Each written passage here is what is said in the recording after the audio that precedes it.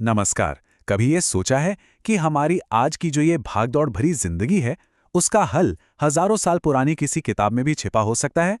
आज हम एक बहुत ही प्राचीन ग्रंथ अष्टांग हृदयम की गहराइयों में उतरेंगे और जानेंगे कि एक परफेक्ट डे, एक उत्तम दिन का सदियों पुराना रहस्य आखिर है क्या? ये सवाल शायद हम सब कभी ना कभी खुद से जरूर पूछते हैं। दिन भर की भागदौड़, इतना स्ट्रेस और कभी खत्म ना होने वाले काम, इन सब के बीच क्या सच में कोई ऐसा तरीका है जिससे हम अपने दिन को एक सही दिशा दे पाएं? और आपको हैरानी होगी कि इसका एक बहुत ही खूबसूरत जवाब आयुर्वेद के पास है, और वो है दिनचर्या। अब ये सिर्फ सुबह से शाम तक के कामों की एक लिस्ट नहीं है, नहीं, ये तो प्रकृति की लय के साथ, नेचर के रिदम के साथ तालमेल बिठाकर जीने की एक कला है। तो सवाल उठता है कि ये ज्ञान आ कहाँ से रहा है? तो देखिए, ये सीधे आयुर्वेद के सबसे ऑथेंटिक ग्रंथों में से एक अष्टांग हृदयम से आता है। और ये जो आप देख रहे हैं, ये ग्रंथ का वही चैप्टर है जो बताता है कि एक हेल्दी लाइफ के लिए दिन की शुरुआत कैसे करनी है। मतलब इसकी जड़ें बहुत बहुत गहरी हैं। तो इस आइडियल डे का सफर ये सूरज उगने से भी पहले शुरू हो जाता है। चलिए देखते हैं कि सुबह के ये जो पहले कुछ घंटे हैं, वो हमारे पूरे दिन की नींव, फाउंडेशन कैसे रखते हैं। इस खास जादुई समय को कहते हैं ब्रह्म मुहूर्त। ग्रंथ के हिसाब से ये वो पल है जब ब्रह्मांड में एक बहुत ही खास तरह की एनर्जी फ्लो करती है, और ये एनर्जी मन की शांति और गहरी सोच के लिए सबसे बेस्ट मानी गई है। पर आखिर इस समय जागना इतना जरूरी क्यों है? ग्रंथ कहता है कि ये अपने जीवन और स्वास्थ्य की रक्षा के लिए है।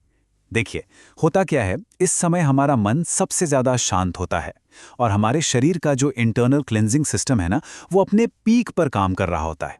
अच्छा, जाग तो गए। अब अगला कदम है शरीर और हमारी सेंसेस, यानी इंद्रियों को शुद्ध करना। चलिए देखते हैं कि ये प्राचीन दिनचर्या हमें अंदर और बाहर दोनों तरफ से साफ करने पर कितना जोर देती है। दांतों की सफाई का जो तरीका बताया गया है, जिसे दंत धावन कहते हैं, वो बड़ा दिलचस्प है।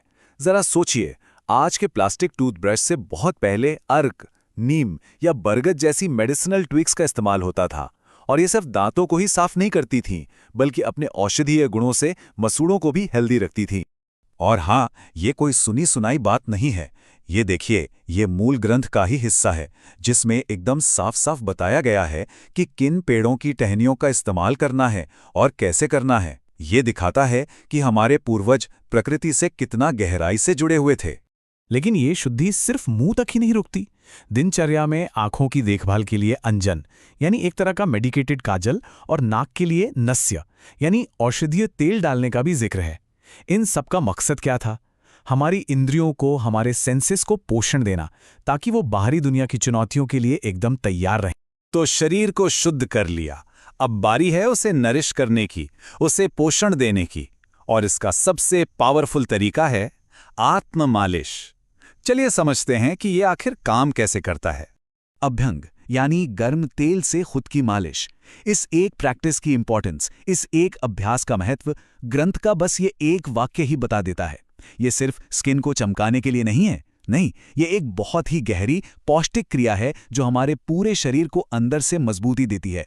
और इसके फायदे, अरे वो तो सचमुच अनगिनत हैं। ये शरीर को मजबूती देता है, दिन भर की थकावट दूर करता है, स्किन को सॉफ्ट बनाता है, और तो और गहरी नींद लाने में भी मदद करता है। ये एक तरह से शरीर के लिए एक सुरक्षा कवच बनाने जैसा है।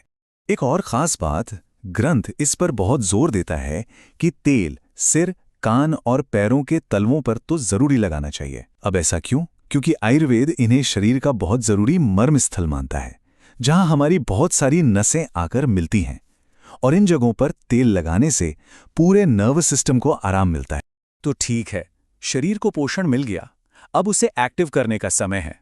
लेकिन रुकिए, आयुर्वेद का जो एक्सरसाइज का कंसेप्ट है, वो आज के इंटेंस वर्कआउट से बहुत बहुत अलग है।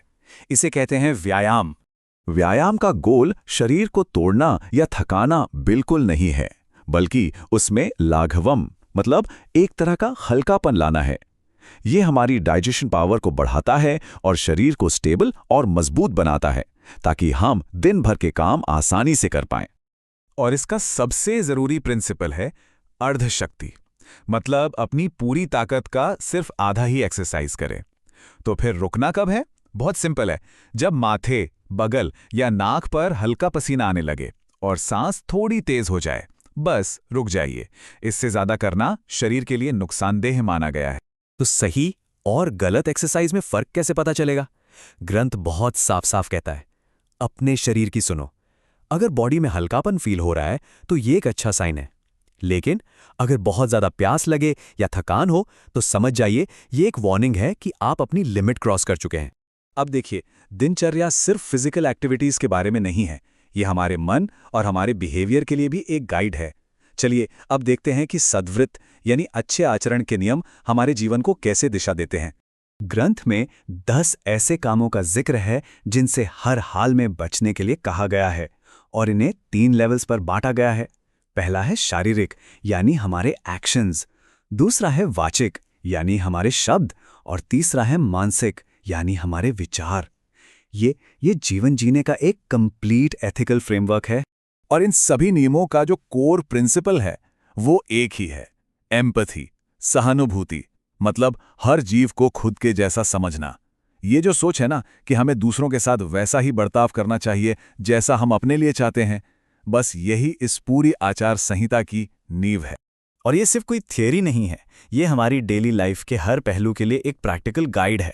हम कैसे बात करते हैं, हम दूसरों की मदद कैसे करते हैं, समाज में कैसे रहते हैं, ये सब कुछ सद्वृत्त का ही हिस्सा है।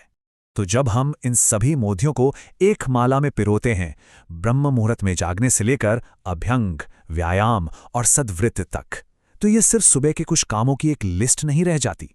नहीं, ये तो जीवन जीने की एक पूरी फिलॉसफी बन जाती है।